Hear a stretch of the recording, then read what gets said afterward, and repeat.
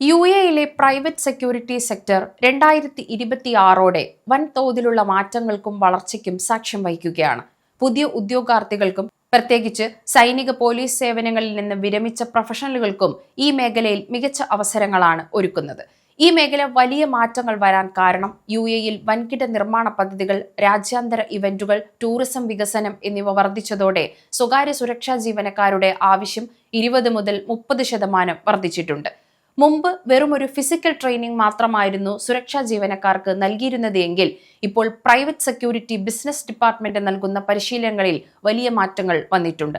Cyber security, crowd management, AI അടിസ്ഥാനമാക്കിയുള്ള നിരീക്ഷണ സംവിധാനങ്ങൾ എന്നിവയിൽ ഇപ്പോൾ പരിശീലനം നൽകുന്നു. ഡ്രോണുകൾ ഉപയോഗിച്ചുള്ള നിരീക്ഷണം, സ്മാർട്ട് ഗേറ്റുകളുടെ നിരീക്ഷണം എന്നിവ പഠിപ്പിക്കുന്ന പ്രത്യേക കോഴ്സുകൾ ഉദ്യോഗാർത്ഥികൾക്കായി ആരംഭിച്ചിട്ടുണ്ട്. യുഎഇ സുരക്ഷാ മേഖലയുടെ വളർച്ചയ്ക്ക് പിന്നിൽ 3 പ്രധാന കാരണങ്ങളുണ്ട് എന്നാണ് യുഎഇ പറയുന്നത്. അതിൽ ഒന്ന്, വെറുമൊരു കാവൽക്കാരൻ എന്നതിലുപരി സാങ്കേതികവിദ്യ ഉപയോഗിക്കാൻ അറിയുന്ന സെക്യൂരിറ്റി ടെക്നീഷ്യൻ എന്ന തസ്തികയിലേക്ക് മേഖല മാറിക്കഴിഞ്ഞു. ഇത് വിദ്യാസമ്പന്നരായ യുവാക്കൾക്ക് ഈ മേഖലയിലേക്ക് കടന്നു വരാൻ പ്രചോദനമാകുന്നു. 2, വിരമിച്ച സൈനിക ഉദ്യോഗസ്ഥരുടെ തന്ത്രപരമായ നീക്കങ്ങളും അടിയന്തര സാഹചര്യങ്ങളും കൈകാര്യം ചെയ്യാനുള്ള കഴിവും സ്വകാര്യ മേഖലയ്ക്ക് മുതൽക്കൂട്ടാണ്. ഇവർക്ക് ഉയർന്ന ശമ്പളവും മികച്ച പദവികളും കമ്പനികൾ വാഗ്ദാനം ചെയ്യുന്നു. 3, യുഎഇയിലെ കർശനമായ ഇൻഷുറൻസ് നിയമങ്ങൾ പ്രകാരം എല്ലാ സ്ഥാപനങ്ങൾക്കും അംഗീകൃത സുരക്ഷാ സേവനങ്ങൾ അനിവാര്യമാണ്. ഇത് ഈ മേഖലയിൽ തൊഴിൽ സ്ഥിരത ഉറപ്പാക്കുന്നു.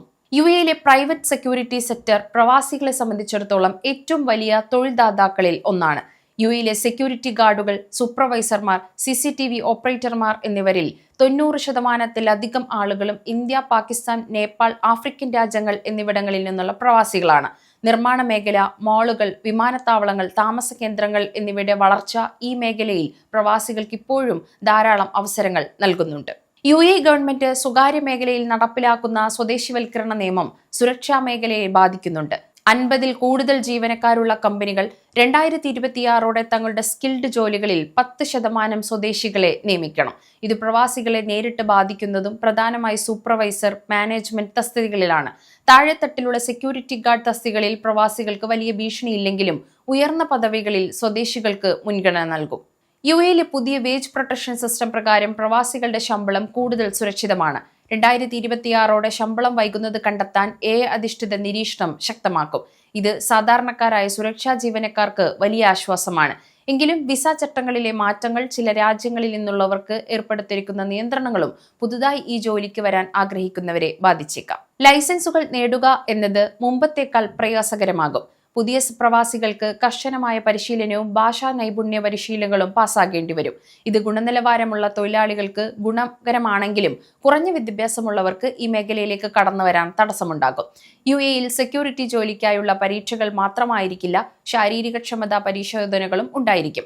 അന്താരാഷ്ട്ര സഞ്ചാരികൾ എത്തുന്ന സ്ഥലമായതിനാൽ ഇംഗ്ലീഷ് സംസാരിക്കാനുള്ള കഴിവ് ജോലി ലഭിക്കാനുള്ള സാധ്യത വർദ്ധിപ്പിക്കുന്നു. യുഎഇയിലെ സ്വകാര്യ സുരക്ഷാ മേഖലയെ വെറും ഒരു വാച്ച്മാൻ ജോലിയിൽ നിന്ന് മാറി ഉയർന്ന സാങ്കേതിക വിദ്യയും മാനേജ്മെന്റ് പാഠവും ആവശ്യമായ ഒന്നായി പരിഗണിക്കുന്നു. പുതിയ ഉദ്യോഗാർത്ഥികൾക്ക് മികച്ച കരിയർ വളർച്ചയും വിരമിച്ചവർക്ക് രണ്ടാം കരിയറിനുള്ള മികച്ച അവസരവും ഈ മേഖല വാഗ്ദാനം ചെയ്യുന്നു. സമയം മലയാളം വാർത്തകൾ ഇനി ടൈംസ് ഓഫ് ഇന്ത്യ സൂപ്പർ ആപ്പിലും.